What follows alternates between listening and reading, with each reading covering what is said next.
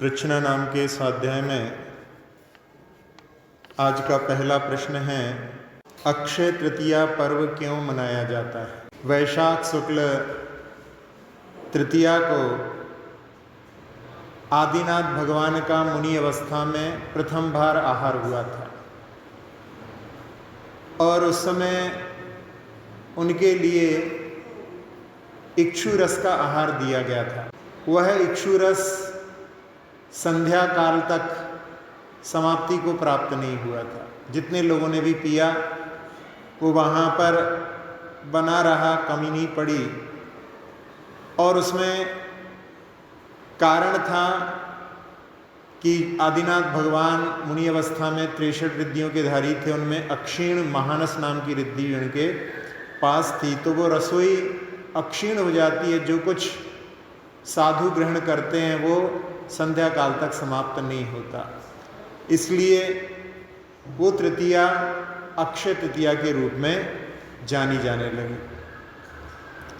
अगला प्रश्न है कि अक्षीण महानस और अक्षीण संवास ये दो रिद्धियां क्या होती हैं? अक्षीण महानस रिद्धि के बारे में तभी बता ही दिया।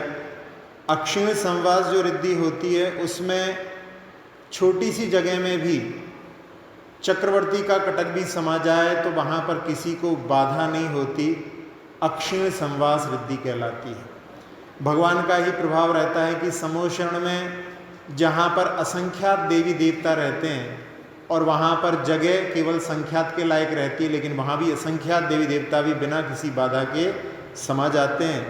तो ऐसी अक्षीण संवास और अक्षीण महानस, जिसमें गिरिनगर की भी एक घटना आती है कि वहाँ पर मुनिराज का आहार हुआ तो महाराज ने उसमें दूध और दही को नहीं ग्रहण किया था।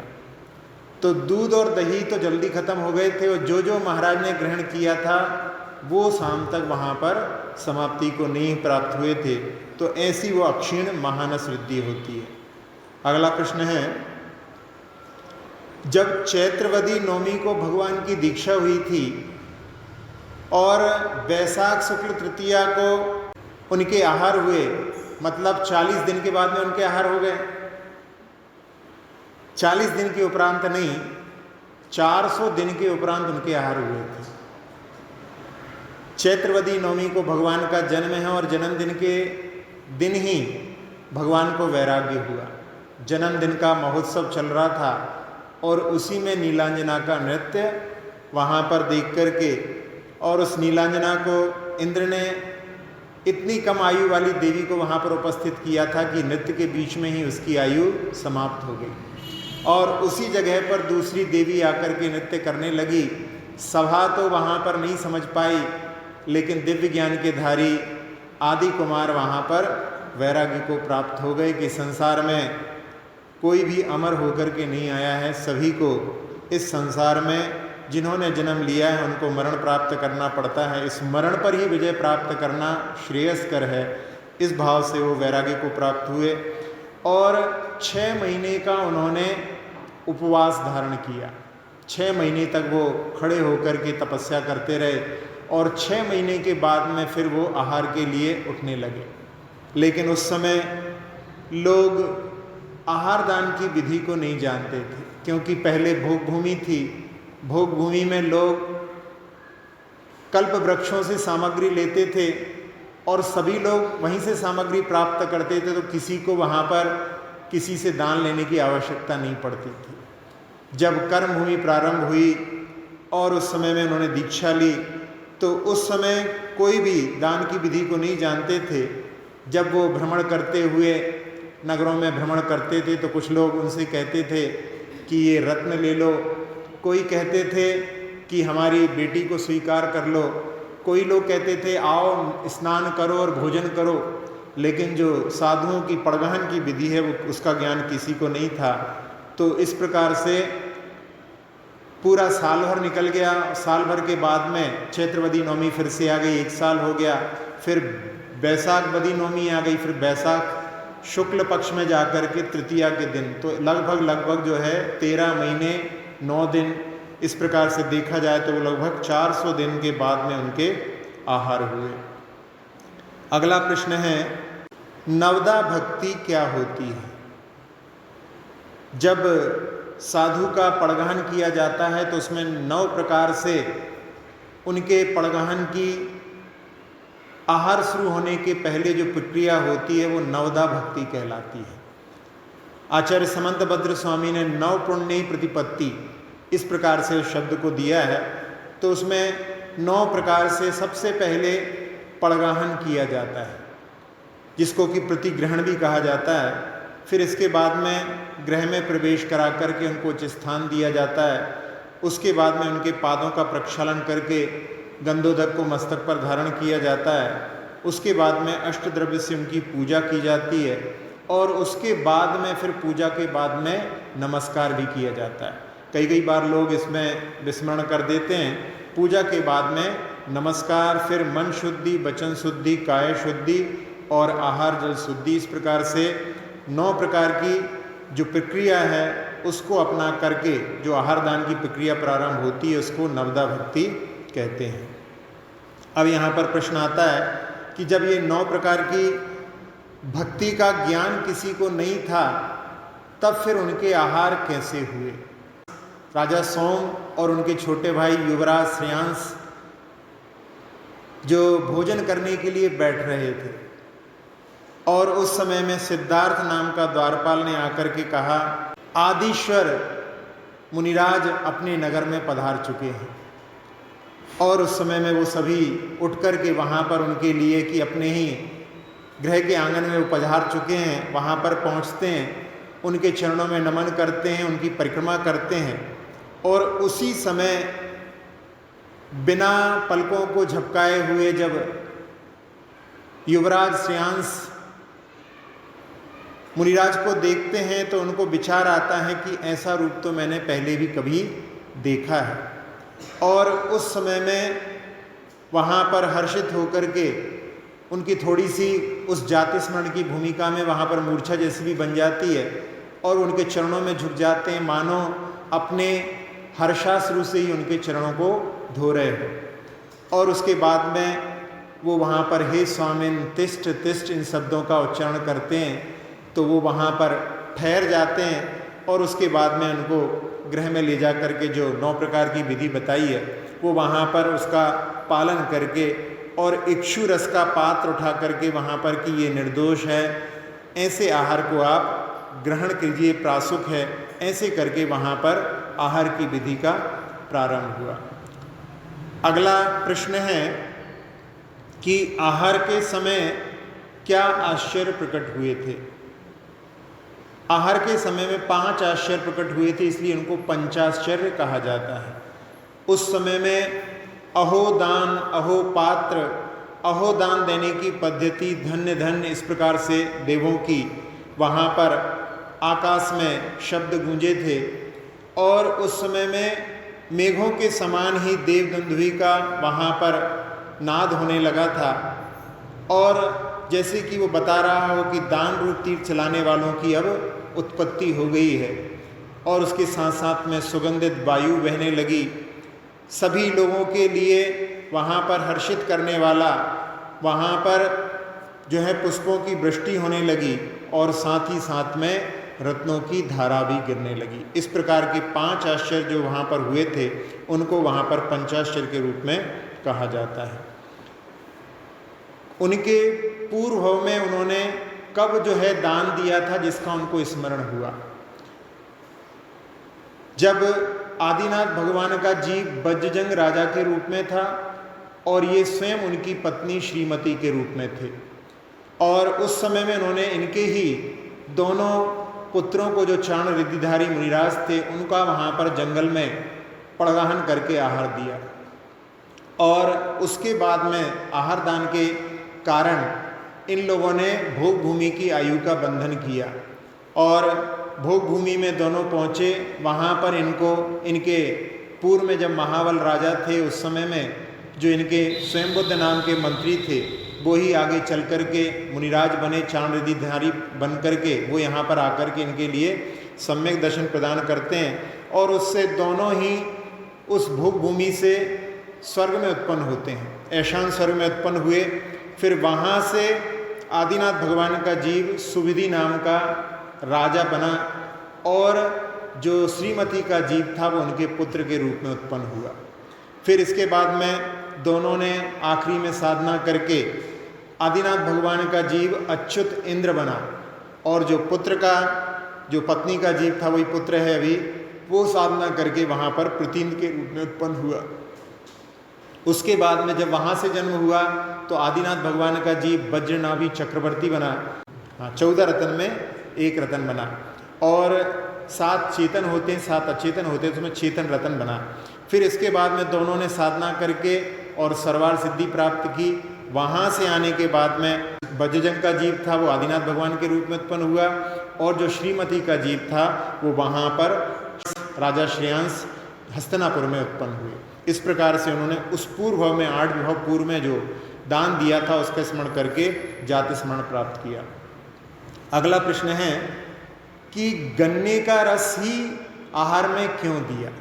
ये प्रश्न जो है बहुत सारे लोगों के मन में रहता है।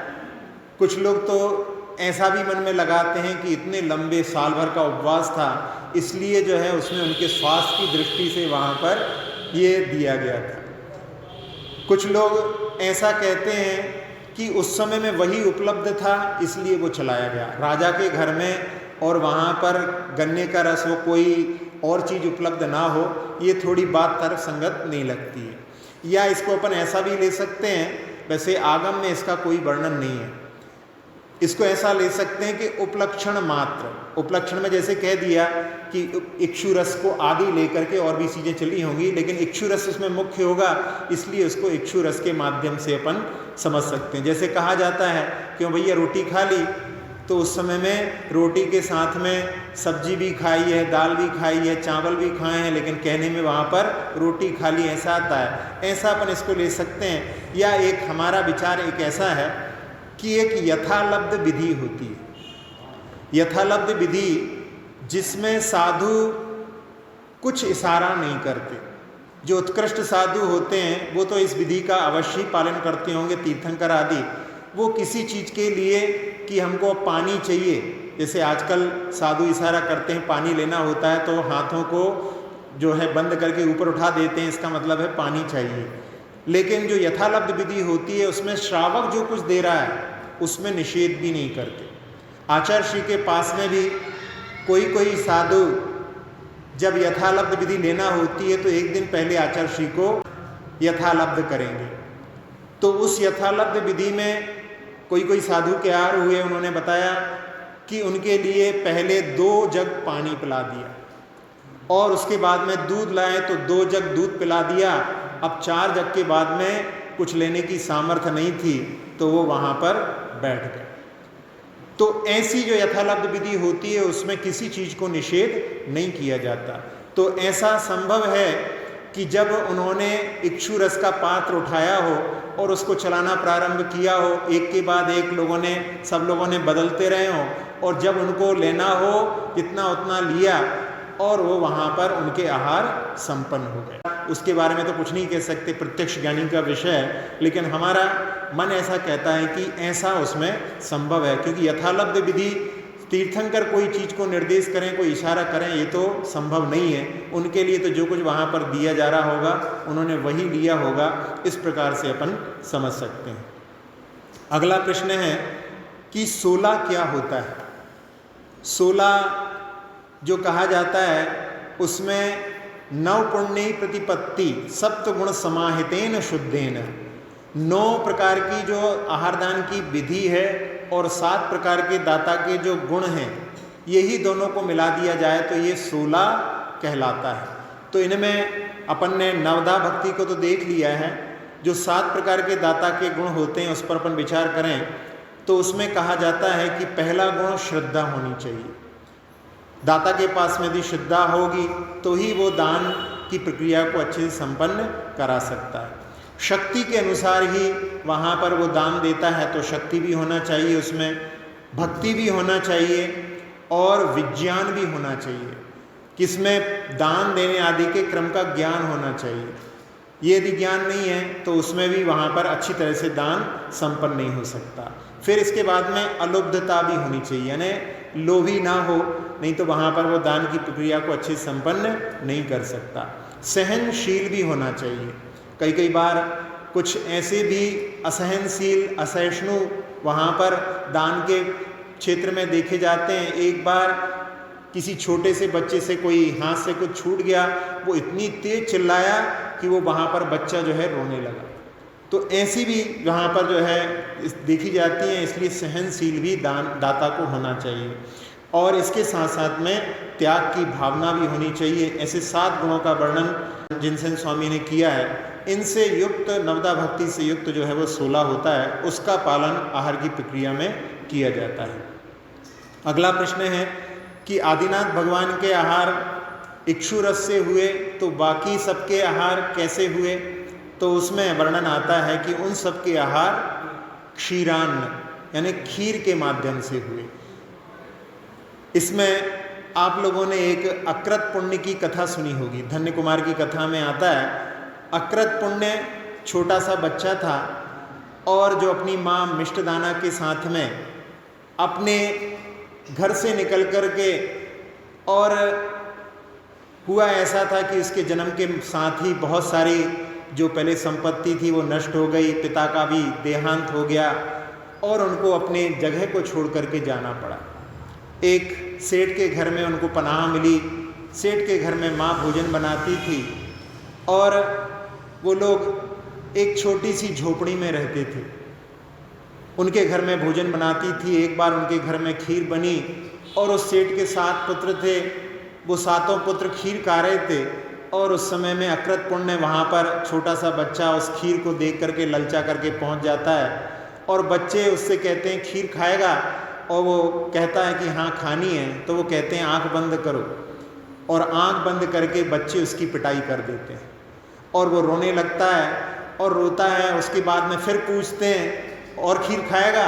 बच्चा सोचता है हो सकता है इस बार दया से खिला देंगे, फिर कह देता है हाँ खीर खाऊंगा, और फिर वो आंख बंद करने का कह करके फिर उसकी पिटाई कर देते हैं। जब वो बहुत तीव्र गति से रोने लगता है, बहुत तेज तेज चिल्ला चिल्ला करके रोने लगता है, तो उस समय में उसके वहाँ पर जो मामा कहलाने लगे हैं वो वहाँ पर सेठ आते हैं। सारे बच्चे भाग जाते हैं और वो दृश्य देख करके वो समझ जाते हैं और उस समय में वो अपनी जिसको बहन बोला है मिष्टदाना से कहते हैं कि तुम अपने घर में ही खीर बना करके इसको खिला देना, ये सारी सामग्री ले जाओ, इसको वहाँ पर बना करके खिला देना। माता कहती है अब कल घर में खीर बनेगी, अभी तक तो अपन अपना भोजन उनके घर में करते थे, अब अपन अपने घर में भोजन बनाएंगे और जब अपना भोजन अपन बनाएंगे तो अपन उस भोजन को दान भी कर सकते हैं। दान की परिभाषा आचार्य उमा स्वामी जी महाराज ने तत्वार सूत्र में स्वस्याति सर्गो दानम, अपने वस्तु का अपने धन का त्याग ही दान कहलाता है। तो उस समय में वो अकृत पुण्य बड़ा प्रसन्न होता है और रात्रि में कई बार कि माँ सुबह हो गई ऐसे बार बार परेशान करता है। माँ कहती है कि यदि इस प्रकार से परेशान करोगे तो मैं कल कैसे खीर बना पाऊँगी। जैसे तैसे सुबह होती है और सुबह माँ खीर तैयार करती है और बाद में कि अपने भाग्य से कोई महाराज यहाँ से निकल जाएं, अपन उनको पड़गहान करके आहार देंगे। और घर छोटा था, ज़्यादा पात्र नहीं थे, पूरा भोजन बनाने के बाद में और पानी की भी आवश्यकता लग सकती है। ऐसा सोच करके वो कलश लेकर के कुएं पर जाने लगी और पुत्र से बोल गई कि यहाँ से महाराज निकलें तो उनको तुम रोक लेना, मैं आ रही हूँ अभी।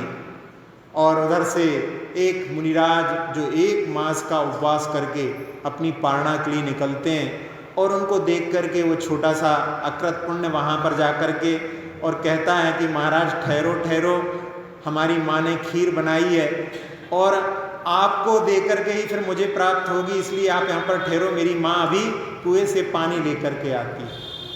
महाराज के पड़गहन की ये विधि नहीं है। तो उस समय में महाराज आगे बढ़ते हैं तो बच्चा आगे बढ़ कर के उनके पैरों को छूने लगता है, पकड़ने लगता है। महाराज सोचते हैं कि छोटे से बच्चे का दिल नहीं टूट जाए, इसलिए वो अपने कदम धीरे धीरे कर देते हैं और इसी बीच में माँ वहाँ पर कलश लेकर के आ जाती है। और अपने बच्चे को रोकती है कि नहीं नहीं ऐसे नहीं पड़गाते बेटा, इधर आ इधर आ, और यहाँ पर मेरे बगल में खड़ा हो जा, और वहाँ पर वो हे स्वामिन नमोस्तु करके अत्र अत्र तिष्ठ तिष्ठ कह करके उनका पड़गाहन कर लेती है। पड़गाहन करने के बाद में वहाँ पर ले जा करके और पूरी नवदा भक्ति के माध्यम से पूरी पूजा करके आहार दान देना प्रारंभ करती है। बच्चा वहाँ पर बड़ा प्रसन्न होता है और उस समय में उसके मन में ऐसे भाव नहीं आते कि महाराज सारी खीर खा जाएंगे, मेरे लिए बचेगी कि नहीं बचेगी। बड़े प्रसन्न होकर के, बड़े हर्षित होकर के वो पूरे आहार दान में वहाँ पर उत्साह के साथ में अपने भावों को वृद्धिंगत करता रहा, और उसी के कारण में उसने उसी समय में देवायु का बंद कर लिया।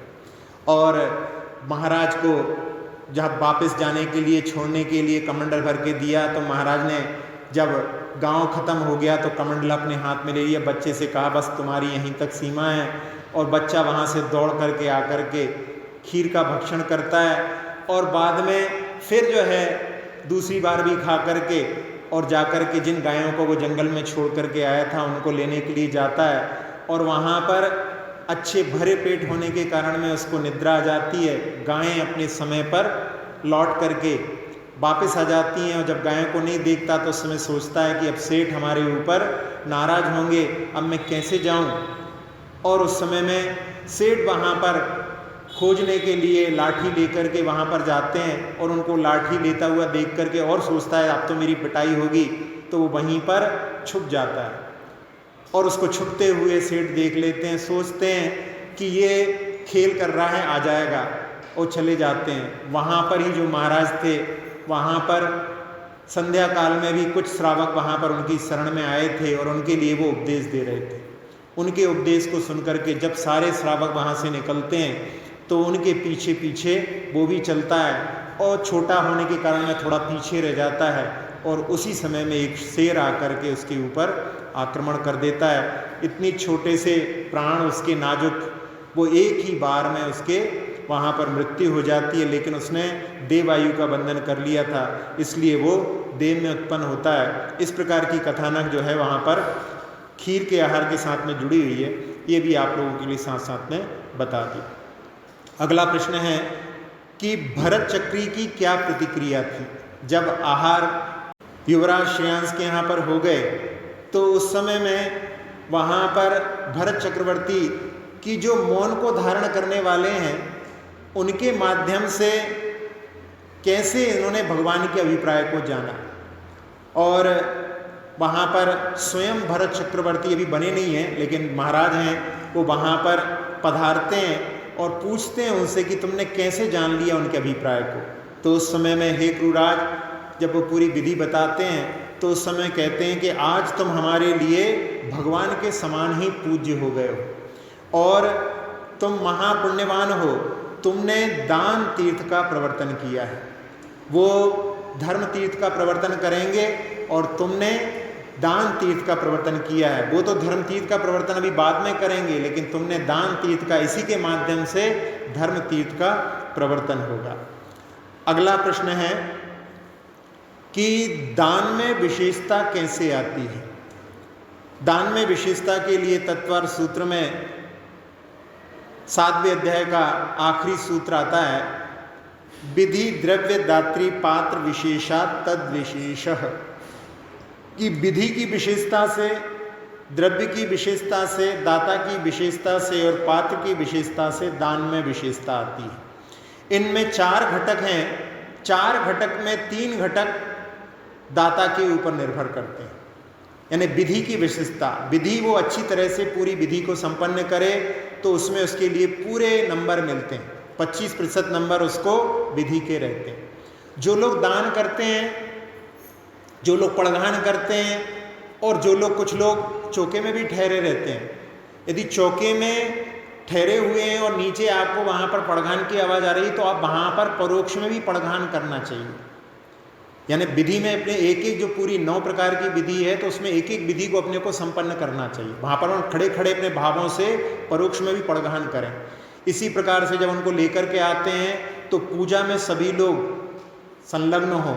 उसके बाद में गंधोदक भी सभी लोग धारण करें, और सभी लोग वहाँ पर नमोस्तु आदि बोल करके पूरी विधि का जो है पालन करते हैं, तो उसमें पूरे 25% नंबर उनके लिए मिल जाते हैं। फिर इसके बाद में द्रव्य की विशेषता, द्रव्य जो है निर्दोष हो, कोई दोषप्रद ना हो, इस प्रकार से द्रव्य की विशेषता के माध्यम से भी 25% नंबर पूरे पूरे मिल जाते हैं।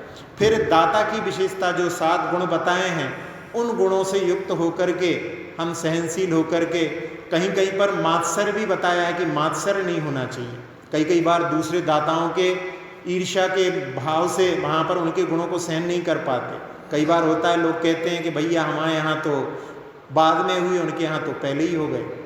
फिर कई बार उनके यहाँ तो 2 बार हो गए, हमारे यहाँ तो 1 ही बार हुए।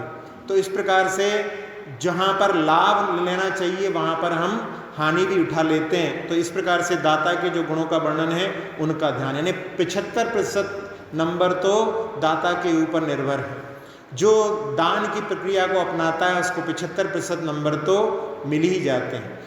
और उसके बाद में पात्र विशेषांश, पात्र उसके ऊपर निर्भर नहीं है। पात्र तो उसके पुण्य के माध्यम से, जो कभी कोई जो दाता रहते हैं, ऐसे बड़े बड़े दाताओं की बात चल रही है, उनके लिए तीर्थंकर जैसे भी पात्र मिल जाते हैं, कभी कभी आचार्य महाराज जैसे भी पात्र मिल जाते हैं, कभी कभी महान प्रसिद्ध जो है मुनिराज मिल जाते हैं, फिर कभी कभी मासोपासी भी मिल जाते हैं, फिर कभी कभी आरिका माता मिल जाती हैं, कभी एलक छुल्लक मिल जाते हैं, वो नहीं तो कभी ब्रह्मचारी मिल जाते हैं, और नहीं तो अपने ही जो जाति भाई हैं वो भी अवरत सम्यक दृष्टि भी वहाँ पर जगन्य पात्र के रूप में रहते हैं। तो इस प्रकार से वहाँ पर जो पात्र अपने ऊपर निर्भर नहीं है, पात्र की विशेषता से भी दान में विशेषता आती है, लेकिन वो अपने ऊपर निर्भर नहीं है। जो अपने ऊपर निर्भर है उसमें अपने लिए पूरी तरह से करना चाहिए। अगला प्रश्न है, दान कितने प्रकार का कहा है? दान 4 प्रकार का आचार्य समंतभद्र स्वामी ने रत्नकनक श्रावकाचार में कहा है। उसमें आहार दान, फिर औषध दान, फिर इसके बाद में उपकरण दान यानी शास्त्र, पिछिका आदि, कमंडल आदि दान देना, और इसके बाद में आवास दान, जहाँ पर ठहरते हैं ऐसे स्थान को, धर्मशाला आदि को दान करना, ये भी जो है इसमें आता है। इस प्रकार से 4 प्रकार के दान बताए हैं। अब इन 4 दानों में कौन कौन प्रसिद्ध हुए हैं? तो आचार्य समंतभद्र स्वामी ने ही आहार दान में प्रसिद्धि श्रीशैन राजा ने प्राप्त की। श्रीशैन राजा और कोई नहीं, पूर्व में शांतिनाथ भगवान का ही जीव श्रीशैन राजा के रूप में था, और उस समय में उनकी धर्म में श्रद्धा नहीं थी, लेकिन उन्होंने आहार दान दे करके भोग भूमि का आयु का बंधन किया था, और फिर उनसे वहीं से फिर उनके जीवन का उत्थान प्रारंभ हुआ।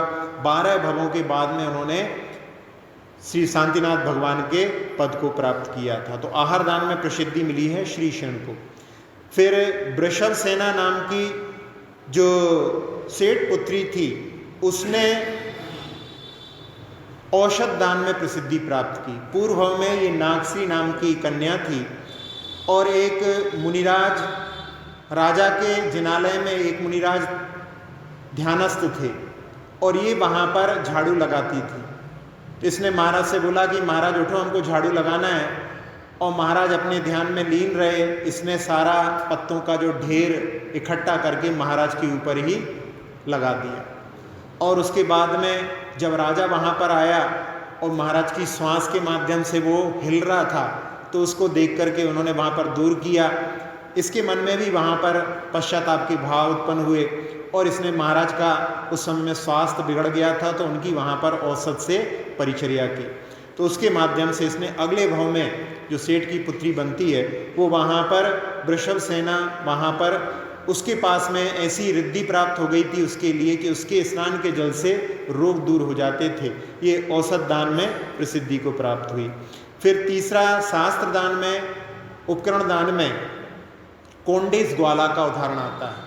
जिस ग्वाले ने शास्त्र को एक मुनिराज के लिए दान किया था, उसके कारण में वो मर करके वहाँ पर ऐसा जो है व्यक्ति उत्पन्न होता है जो आगे चल करके बहुत बड़ा ज्ञानी मुनि बनता है। इस प्रकार से कहा जाता है कि कुंद महाराज ही वो बने हैं, ऐसी कथानक इसमें आती है, वो कोंडेस ग्वाला की है। फिर चौथा है आवास दान। आवास दान में यहाँ पर आचार्य महाराज ने शूकर का उदाहरण दिया है। पूर्व में एक कुम्हार और एक नाई दो मिलकर के एक धर्मशाला बनवाते हैं और उसमें मुनिराज को ठहरा देते हैं। इसी बीच में कोई दूसरे तापसी आ जाते हैं तो जो दूसरा व्यक्ति रहता है उन महाराज को वहाँ से निकाल करके और उनको ठहरा देता है। और वो वहाँ जिसने पहले ठहराया था वो कहता है कि हमारे महाराज को क्यों निकाला तुमने यहाँ से, और दोनों में लड़ाई होती है और दोनों लड़कर के वहाँ पर मरण को प्राप्त हो जाते हैं। और लड़कर के मरण को प्राप्त हुए हैं आर्य ध्यान के साथ में तो दोनों ही त्रियंच पर्याय को प्राप्त होते हैं। उसमें एक सिंह बनता है और एक सूकर बनता है। सूकर जिस गुफा में रहता था वहीं पर आकर के दो मुनिराज वहाँ पर ठहर जाते हैं और उस समय में शूकर देख करके कि ये तो मुनिराज हैं, पूर्व भाव का स्मरण आ जाता है उसको कि मैंने इनको कहीं पर ठहराया था।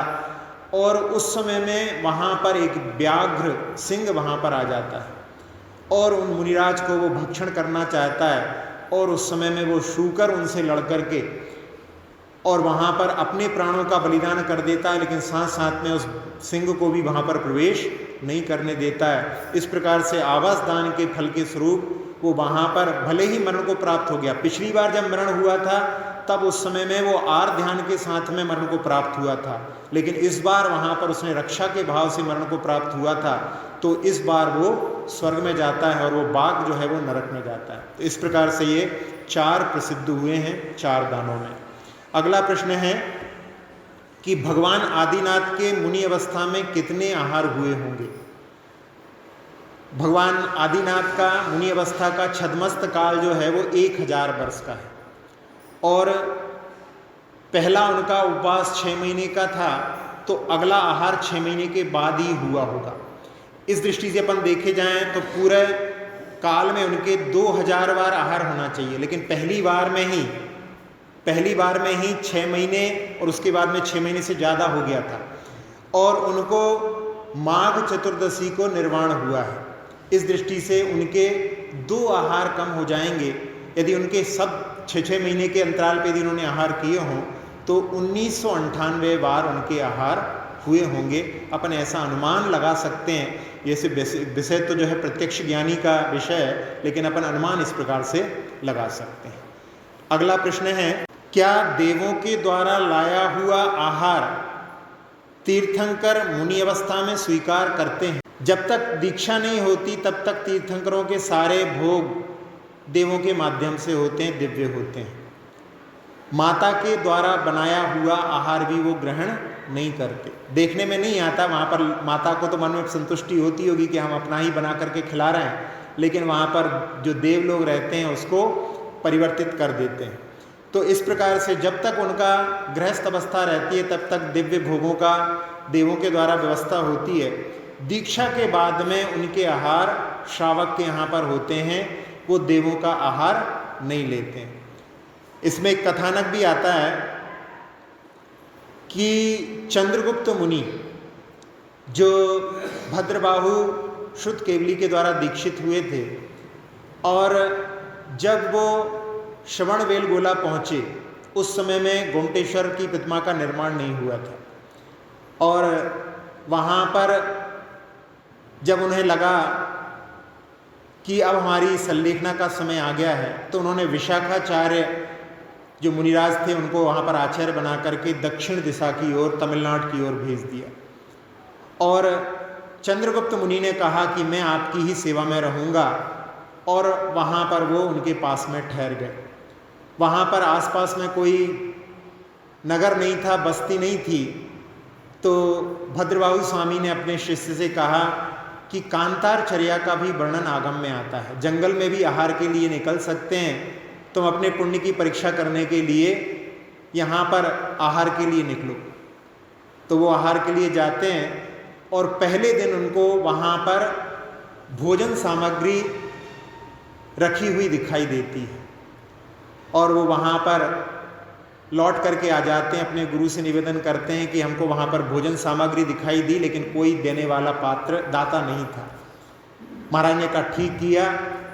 अगले दिन फिर वो निकलते हैं और उस समय में उनको एक महिला अकेली पड़गहन करने के लिए वहाँ पर दिखाई देती है। फिर भी वो वहाँ पर नहीं जाते हैं, आकर के गुरु से निवेदन करते हैं। गुरु फिर कह देते तुमने ठीक किया। तीसरे दिन फिर आहार के लिए निकलते हैं और उनको वहाँ पर कई लोग वहाँ पर दिखाई देते हैं और वो पड़गहन करके उनका आहार सानंद संपन्न करा देते हैं। समय व्यतीत होता है, भद्रबाहु स्वामी की समाधि हो जाती है और विशाखाचार्य महाराज वहाँ से लौट करके श्रवण बेलगोला पहुँचते हैं और वहाँ पर पूरे संघ इनको देख करके, और पहले तो इनको नमोस्तु नहीं करते हैं, सोचते हैं इस जंगल में रह रहे हैं, यहाँ पर कोई श्रावक है नहीं है, कैसे इनकी आहारचर्या हुई होगी, ऐसा सोच करके उनको नमोस्तु नहीं करते। और उस समय में वो सभी लोग अपने गुरु का निधन हो चुका है ऐसा सोच करके पूरा संघ वहाँ पर उपवास करता है। और उपवास करने के बाद में वहाँ से आहार के लिए विहार करना चाहते हैं। तब उस समय में विशाखाचार्य से चंद्रगुप्त मुनि निवेदन करते हैं कि यहीं पास में भी एक छोटा सा नगर है, आप वहाँ पर आहारचर्या करके ही विहार करें। तो सारे मुनिराज वहाँ पर जाते हैं और सबके आहार वहाँ पर सानंद संपन्न हो जाते हैं। और लौट करके फिर वहीं पर आते हैं। एक व्रती, एक ब्रह्मचारी कोई अपने पानी के पात्र को वहाँ पर भूल आया था और वो उसको लेने के लिए जब वहाँ पर जाता है तो वहाँ पर देखता है वो पात्र तो वहाँ पर पड़ा हुआ है, लेकिन वहाँ पर कोई भी घर नहीं है, कोई भी वहाँ पर श्रावक नहीं है। वो आकर के अपने गुरु से निवेदन करता है कि जहाँ पर हम भोजन करके आए हैं वहाँ पर तो कोई उपलब्ध नहीं है, ऐसा लगता है कि देव लोग नगरी बसा करके आहार कराते हैं। तो उस समय में वो विशाखाचार्य मुनिराज आचार्य महाराज कहते हैं कि देवों के द्वारा लिया हुआ आहार हम लोगों के लिए योग्य नहीं है, क्योंकि देव लोग स्वयं भोजन नहीं करते हैं और हम लोगों के लिए ही उन्होंने बनाया है। तो इस प्रकार से ये उद्दिष्ट आहार हो गया। वैसे हमारी उसमें कृतकार्यत अनुमोदना से कोई अनुमोदना नहीं है, वहाँ पर नवकोटि से हम शुद्ध हैं, लेकिन फिर भी देव लोग स्वयं आहार नहीं करते हैं, इसलिए वो आहार हम लोगों के लेने के योग्य नहीं है, हम सभी को प्रायश्चित लेना चाहिए। और उस समय में फिर उनको लगता है कि चंद्रगुप्त मुनि जहाँ पर आहार करते थे उनको ज्ञान नहीं था, इसलिए हम जैसा सोच रहे थे कि यहाँ पर ये कैसे आहार करते होंगे, इनकी चर्या शुद्ध है। और इस प्रकार से सभी लोग प्रायश्चित लेकर के फिर उनको नमोस्तु भी करते हैं। इस प्रकार से इस घटना के माध्यम से यहाँ पर कि देवों के द्वारा दिया हुआ आहार मुनिराज ग्रहण नहीं करते हैं। अगला प्रश्न है, क्या श्रीराम भी मुनि अवस्था में कांतार चर्या को अपनाए थे? श्रीराम जब मुनिराज बने थे तो उस समय में जब वो आहार के लिए निकले और नगर में आहार के लिए पहुँचे तो उनको देख करके बलभद्र थे, महापुरुषों में जिनकी गिनती होती है, उनके सुंदर रूप को देख करके, क्योंकि महापुरुष जो होते हैं भले ही उनकी आयु खूब हो जाए, वृद्धत्व जैसी आयु हो जाए, लेकिन उनमें वृद्धत्व के लक्षण दिखाई नहीं देते। वो हमेशा 16 वर्ष के ही बने रहते हैं। बच्चे उनके सामने बूढ़े हो जाएं लेकिन वो तो वहाँ पर 16 वर्ष जैसे ही दिखाई देते हैं। तो जब वहाँ पर वो आहार के लिए पहुँचे तो उस समय में पूरे नगर में खलबली मच गई। सभी लोग वहाँ पर उनको देखने के लिए, और जिन लोगों ने आहार दान की विधि अपनाई थी, और राजा भी अपने यहाँ पर देख करके और अपने सेवकों को बोलता है कि जाकर के महाराज को लेकर के आओ। और सेवक दान विधि से परिचित नहीं थे, वो वहाँ पर महाराज के पास में पहुँच करके कहने लगे कि इन गरीबों के यहाँ क्या मिलेगा तुम्हारे लिए, हमारे राजा के यहाँ पर अच्छा मिलेगा, आप चलो, तुम लोग दान मत करो। ऐसा जो है वहाँ पर उनके सामने वो सेवक कहने लगे। तो उस समय में उन्होंने समझा कि ये तो दान विधि नहीं है और वो अलाव करके लौट गए। और उस समय में उन्होंने सोचा कि अब अगला आहार, उस समय में उन्होंने 5 दिन का उपवास ले लिया और अगला आहार मैं जंगल में ही मिलेगा तो आहार करूँगा, ऐसा उन्होंने संकल्प कर लिया।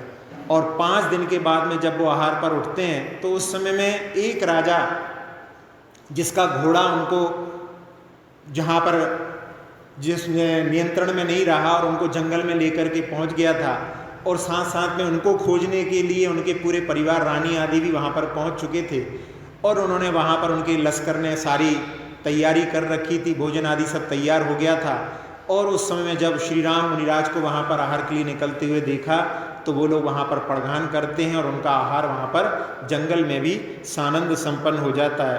तो इस प्रकार से कांतार चर्या का वर्णन उस पद्म पुराण में भी आता है। अगला प्रश्न है,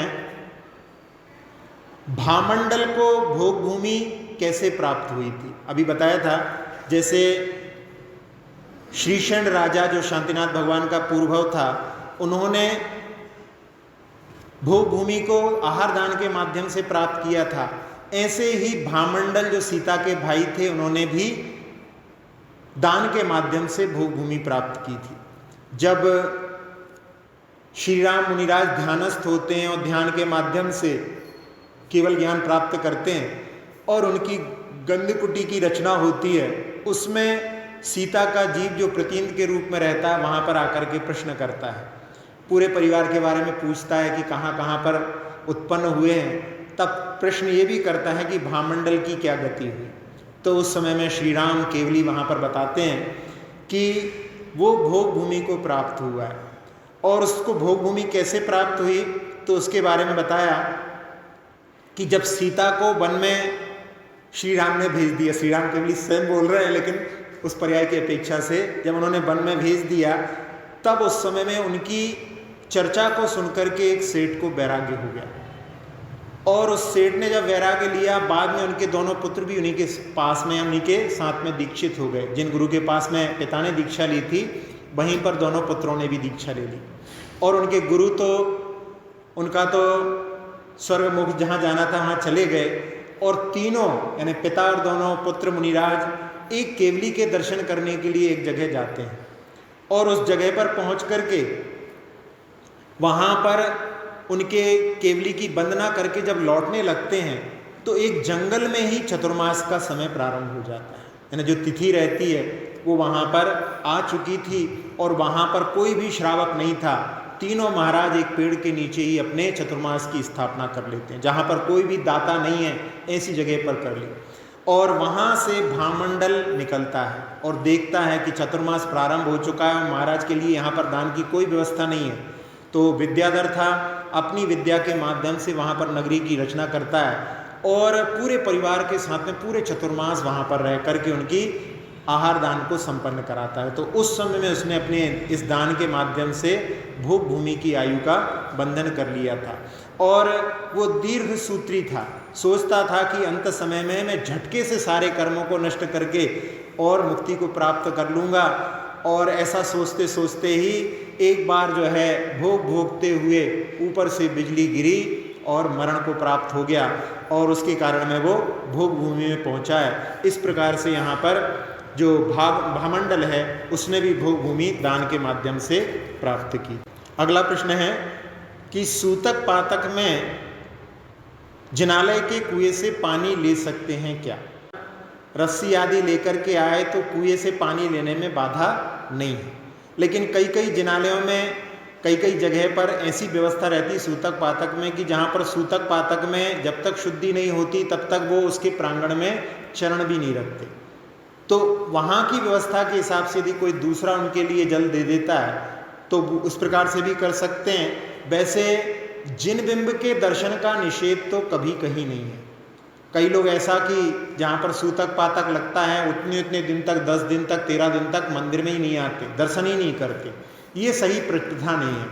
सूतक पातक की व्यवस्था जहाँ से भगवान के दर्शन, जहाँ से सामान्य लोग, जैसे आपके यहाँ पर कोई नेता आ जाए, आप उनको दर्शन कहाँ से करा सकते हैं, या कोई आपका जैन मित्र आ जाए उनको आप कहाँ से दर्शन करा सकते हैं। वहाँ से यदि सूतक पातक में भी वहाँ से कोई व्यक्ति दर्शन कर ले तो उसमें कोई निषेध नहीं है, बस केवल गर्भगृह में प्रवेश का निषेध बताया है। तो इस प्रकार से वहाँ पर जो है वहाँ से दर्शन करके जा सकते हैं। तो इस प्रकार से इसी जैसे जहाँ पर कुआं आदि है वहाँ पर भी इसी प्रकार से अपन उसको लगा सकते हैं। अगला प्रश्न है कि सूतक पातक में धार्मिक कार्य निषिद्ध क्यों किए जाते हैं? इसमें मूलाचार के पिंड शुद्धि अधिकार में एक वर्णन आता है कि जो मृतक के साथ में गया है उसको मृतक सूतक कहते हैं, वो वहाँ से लौट करके आहार दान ना दे, इसका निषेध किया है। इसी प्रकार से त्रिलोक सार में आचार्य नैमित्तिक सिद्धांत चक्रवर्ती ने कहा है कि जो सूतक से अपवित्र है ऐसा व्यक्ति भी यदि आहार दान देता है तो वो कुभोग भूमि में यानी कुमनुष्य की पर्याय को प्राप्त करता है। तो इस प्रकार से सूतक पातक का, और इसमें मुख्य कारण है कि जब किसी के लिए, आचार्य श्री कहते हैं कि जब कोई व्यक्ति ज़्यादा खुशी में होता है, जैसे किसी को पुत्रोत्पत्ति आदि हो गई है, तो उस समय में ज़्यादा फूल गया है, वो भी धार्मिक कार्यों को अच्छी तरह से संपन्न नहीं कर सकता, या जो ज़्यादा कूल रहा है, किसी की गमी हो गई है, उस समय में भी वो अच्छे से धार्मिक क्रियाओं को संपन्न नहीं कर सकता। तो इस प्रकार से दोनों स्थितियों में वहाँ पर जो है धार्मिक क्रियाओं के लिए निषेध किया है। अगला प्रश्न है कि यदि एक दिन का सूतक 24 घंटे का होता है या अगले दिन प्रातः काल तक। कुछ लोग 24 घंटे का भी सूतक मानते हैं, लेकिन अगले दिन प्रातः काल तक यदि अपन सूतक मानते हैं तो वो देखा जाए तो व्यवहारिक लगता है। इसके लिए एक उदाहरण के रूप से अपन देखें, जैसे कोई गांव में केवल एक घर है, वहाँ पर उसका जिनालय भी है, वो जिनालय में आराधना भी करता है, पूजा भी करता है, अभिषेक भी करता है, और साथ साथ में जिस गांव में रहता है वहाँ के अजैन लोग व्यक्तियों के साथ में उसके संबंध भी हैं, उनके यहाँ पर भी कोई गमी आदि होती है तो उनकी भी वहाँ पर अर्थी आदि में शामिल होता है। यदि किसी के यहाँ पर दोपहर में वो अर्थी में शामिल हो गया और अगले दिन 24 घंटे तक उसको यदि आराधना नहीं करनी है तो फिर भगवान की आराधना कब करेगा? तो और उसी बीच में यदि अगले दिन भी किसी के यहाँ सुबह ही यदि गमी हो जाए तो उसमें चला जाएगा, तो फिर तो इस प्रकार से वो भगवान की आराधना ही नहीं कर पाएगा। इसलिए प्रातः काल में, यानी रात गई और बात गई, रात व्यतीत हुई, सुबह स्नान करके भगवान की आराधना करके और उसके बाद में फिर बाकी लौकिक कार्यों में भी संपन्न कर सकता है। इस प्रकार से 24 घंटे की अपेक्षा जो रात जाने पर ही अगला दिन आता है, प्रातः काल में उसको अगला दिन मान करके वो वहाँ पर सूतक पातक यदि एक दिन का लगता है तो उससे वो निवृत्त हो सकता है। एक प्रश्न है कि राजा श्रेयांस ने कौन से स्वप्न देखे थे?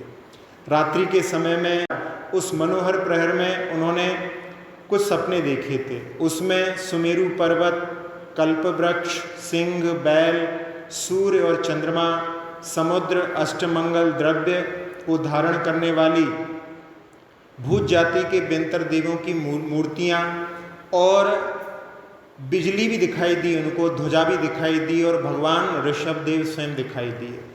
तो वहाँ पर पुरोहितों के द्वारा स्वप्नफल बताए कि मेरु पर जिनका अभिषेक हुआ है ऐसे ऋषभ देव आपके घर आएंगे, और अन्य स्वप्न भी जो हैं उन्हीं के गुणों को सूचित करते हैं। बिजली वहाँ पर साधुओं की आहार वृत्ति को दिखाने के लिए कि वहाँ पर वो बिजली के समान निकल जाते हैं। इस प्रकार से ये स्वप्न वहाँ पर राजा श्रेयांस को दिखलाई दिए थे और उसके माध्यम से अगले दिन वहाँ पर भगवान आने वाले हैं, ये उसके द्वारा सूचित हुआ था।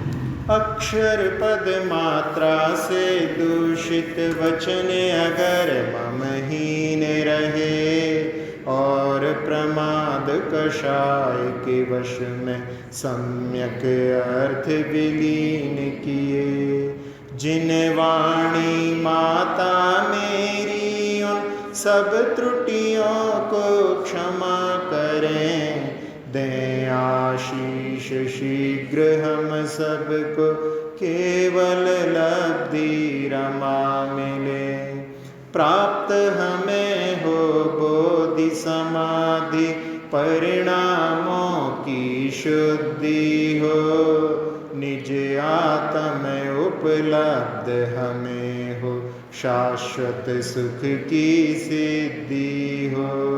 चिंतित वस्तु दात्री माता चिंतामणि उपमा भाति, करूं वंदना पूर्ण विनय से चरण रखूं मैं ये पाती, कर जिन वाणी स्तुति तन की ममता टार, महामंत्र का जाप अब सभी जपें नभ बार।